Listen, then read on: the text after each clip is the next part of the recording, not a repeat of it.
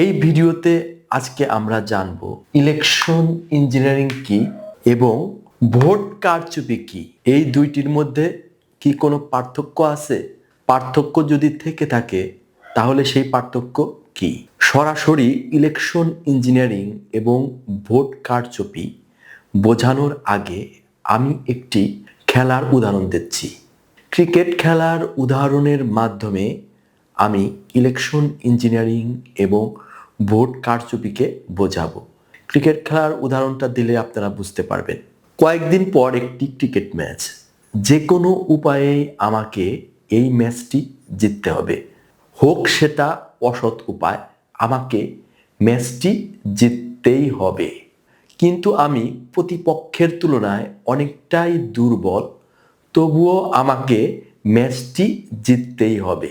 Match জেতার ক্ষেত্রে আমি যদি আম্পায়ারকে ঘুষ দেই, ঘুষ দিয়ে কয়েকটি আউট বা LBW আমি আমার পক্ষে নিয়ে আসলাম, এই যে আমি একটা পাতানো ম্যাচ করলাম, এটাকে আমরা কারচুপি বলতে পারি। কারচুপিতে কিন্তু দর্শক বুঝে যায় যে এটা কারচুপি হয়েছে, কারচুপির মাধ্যমে এই ম্যাচটি জেতানো হয়েছে। কিন্তু আমি যদি ইঞ্জিনিয়ারিং করি, ধরেন আমি কোনোভাবে ছলে বলে কৌশলে প্রতিপক্ষের যে ভালো প্লেয়ার এক দুইটা আছে তাদেরকে আমি মাঠে নামতে দিলাম না, কোনো একটা কারণে অসৎ উপায়ে আমি ছলে বলে কৌশলে তাকে ম্যাচ থেকে দূরে রাখলাম, তাহলে কিন্তু তার পরিবর্তে একটি দুর্বল দল আসবে। দুর্বল দল এসে খেলবে, খেললে কি হবে, তার তুলনায় আমি শক্তিশালী হব, শক্তিশালী হয়ে ম্যাচটা জিতে যাব। এই যে আমি করলাম, এটা হচ্ছে ইঞ্জিনিয়ারিং করলাম। ভোটের ক্ষেত্রেও ঠিক এই ধরনের কাজই হয়। ভোটের ক্ষেত্রে ধরেন ব্যালট বাক্স ছিনতাই, জোর করে ভোট, জাল ভোট ইত্যাদি ভোটের মাধ্যমে যদি জিতে যাই, তাহলে হবে হচ্ছে ভোট কারচুপি।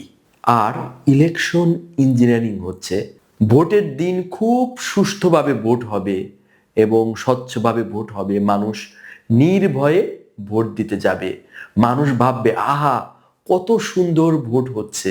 ভোটের ফলাফল কেন্দ্রে কেন্দ্রে সঠিক ফলাফলই ঘোষণা হবে।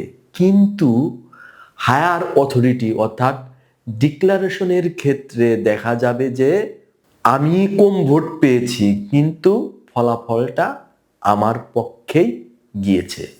এই যে আমি একটা কৌশল করলাম, পাবলিক বুঝতে পারলো যে ভোটটা খুব সুন্দর হয়েছে, কিন্তু আমি হেরে গিয়েও ফলাফল কোনোভাবে আমার পক্ষে আসবে। এই যে কোনোভাবে আমার পক্ষে আসলো, ঘোষণা হলো আমি জয়ী হয়েছি, এটাই হচ্ছে ইলেকশন ইঞ্জিনিয়ারিং।